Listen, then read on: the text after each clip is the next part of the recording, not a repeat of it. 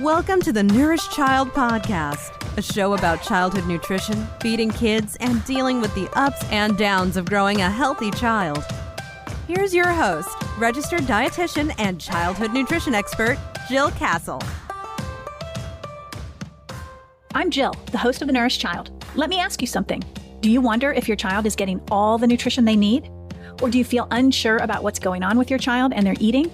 Feeding kids is hard.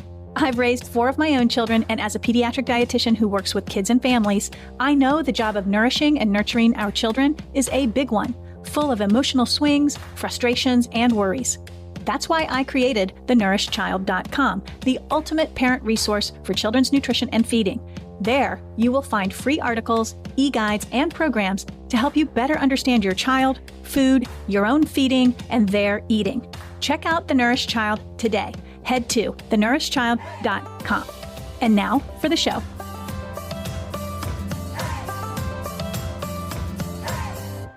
Hey friends, Jill here. Welcome back to the Nourished Child Podcast. You're listening to a show about childhood nutrition, feeding kids, and dealing with the ups and downs of raising healthy ones, inside and out. If this is your first time here, thanks for joining us. I'm honored. And if you're a returning listener, welcome back. Today, I'm talking about stereotyping or labeling a child, particularly about their size, their eating, and their activity. Over my 3 decades of working with kids and their families, I've unfortunately witnessed countless scenarios where an adult labels their child. I've heard parents call their children lazy, picky, fat, and addicted to sweets. As a professional pediatric dietitian, it's awful, uncomfortable, and frankly, very sad to hear these labels ascribed to a child. Yet, I've even heard healthcare professionals use words like quote unquote obese and quote unquote overweight in front of a child. Coaches call young athletes lazy, slow, and yes, I've even heard them call them useless. It's tough stuff, but that's the topic I'm exploring with you today. Before I get going, though, I want to ask you to do 3 things. Number 1, share this episode on your social media, whether it's Facebook or Instagram, so more parents can find it and listen to it. Number 2, rate and review the Nourished Child Podcast in Apple Podcasts or iTunes or whatever app you listen or you use to listen to this podcast. That would be great.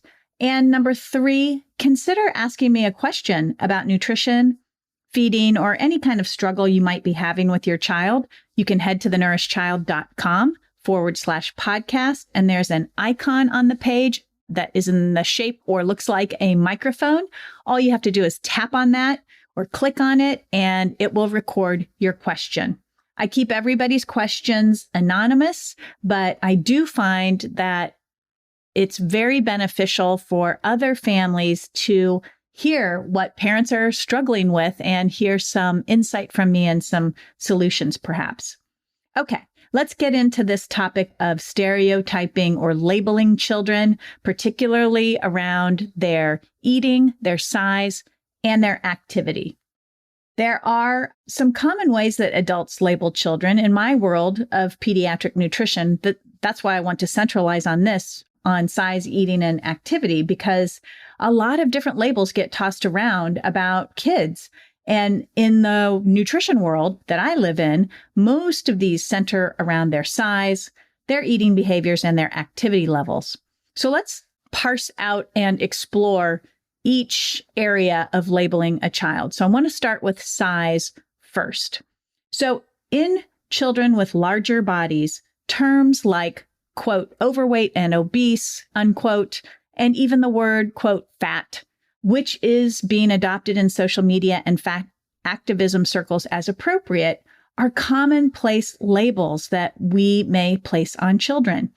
But labels about body size for both larger and smaller bodies may be stigmatizing. According to a 2022 study in Pediatrics, youth dislike the words obese, fat, and large. These terms cause them to feel sad, embarrassed, and shamed.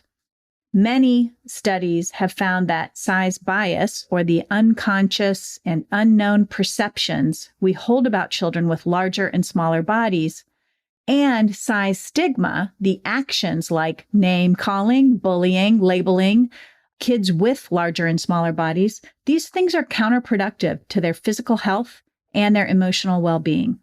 In fact, simply being labeled as, quote, too fat can start the beginnings of poor self-esteem, poor body image, and poor health in children.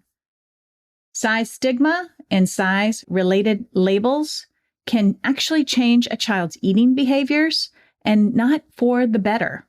A 2018 study in the Journal of Adolescent Health found that weight labeling from family members is more strongly associated with disordered eating than from anyone else.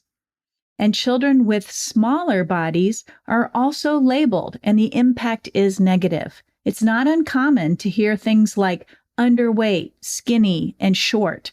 These can be hurtful because they are attached to biases, such as skinny is weak, shorter is less important, or underweight is sick or unhealthy. Any labels about a child's size can be hurtful and harmful to their self-esteem, their body image, and how they operate in the world. Let's explore labels about eating behavior, because these, not surprisingly, are labels that adults place on children. The most prevalent label is picky, but emerging as a second, in my opinion, is the label obsessed with food and addicted to sweets.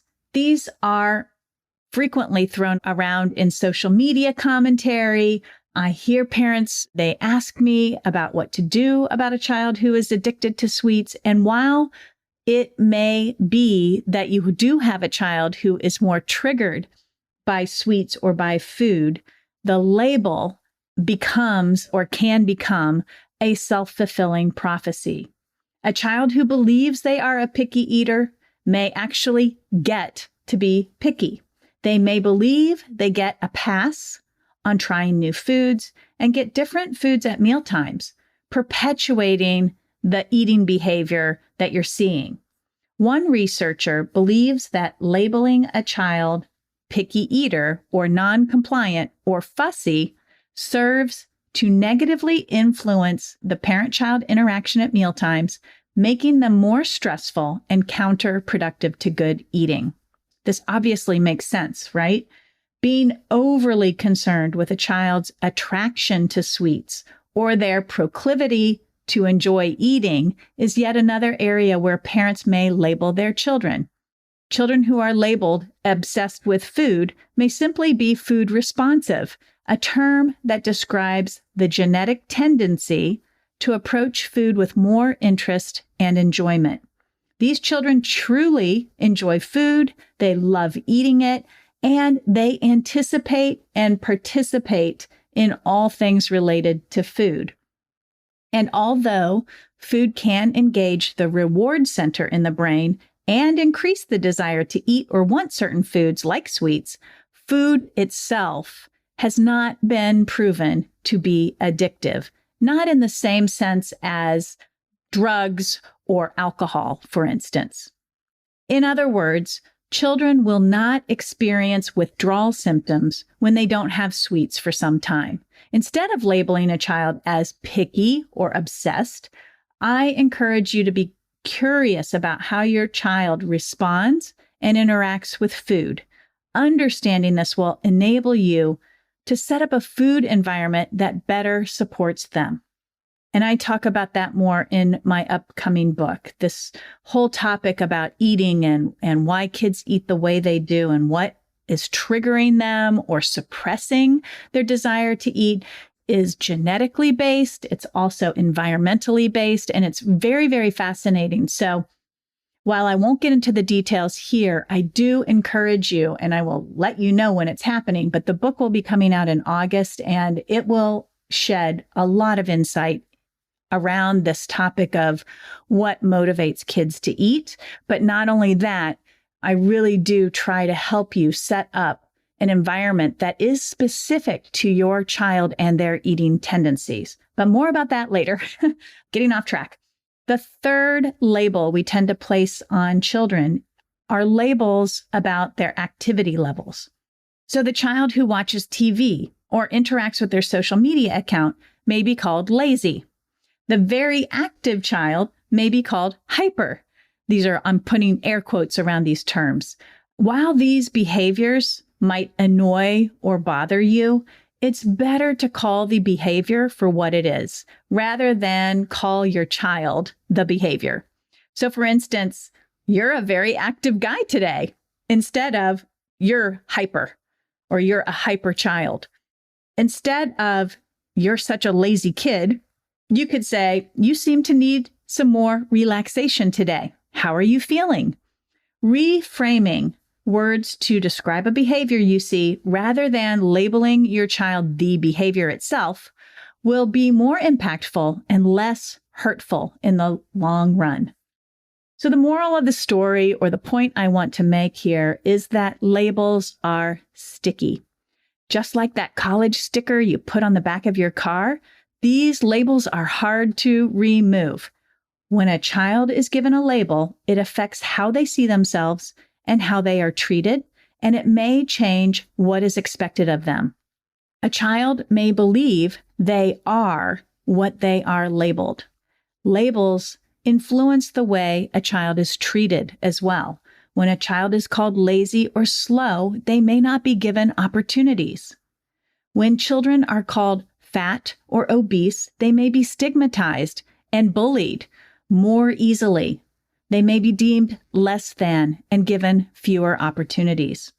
And last, expectations for children may change when they are stereotyped or labeled.